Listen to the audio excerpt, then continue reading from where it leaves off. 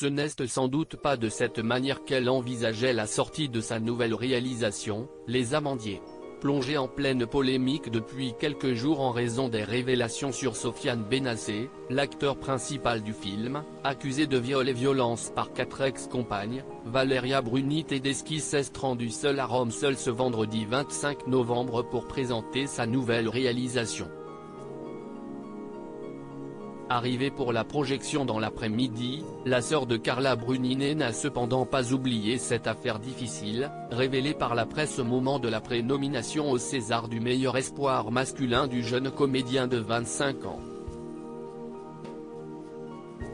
En effet, celui-ci partage sa vie depuis plusieurs mois désormais et par un communiqué, publié plus tôt dans la journée, elle s'était dite indignée du lynchage médiatique subi, selon elle, par le jeune homme.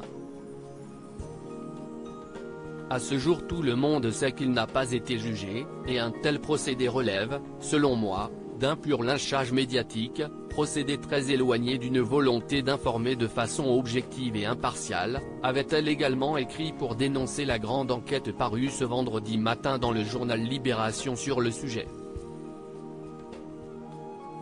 Plus que jamais en soutien de l'acteur, au sujet duquel elle avait eu connaissance des rumeurs pendant le tournage, elle a d'ailleurs été rejointe dans son indignation par sa sœur, Carla Bruni, qui a publié un long texte incendiaire sur son compte Instagram, condamné à la une d'un journal, de nos jours, CIST condamné tout court. CIST crucifier quelqu'un, sans même savoir ce qu'il en est vraiment.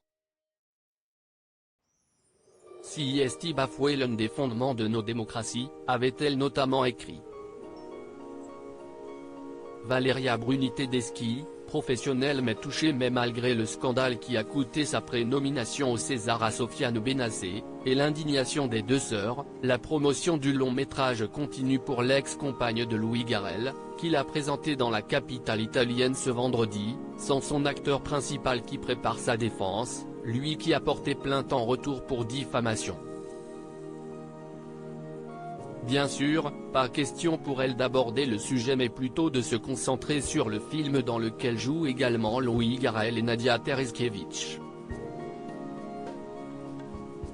D'ailleurs, extrêmement professionnelle, elle a posé, parfois souriante, devant les photographes avant le film. Mais les plus fins observateurs ont remarqué sans difficulté son visage un peu fermé, marqué par ce moment sous tension. Et on comprend que ce ne soit pas facile. Sofiane Benacer reste présumé innocent des faits qui lui sont reprochés jusqu'à la clôture définitive de l'affaire.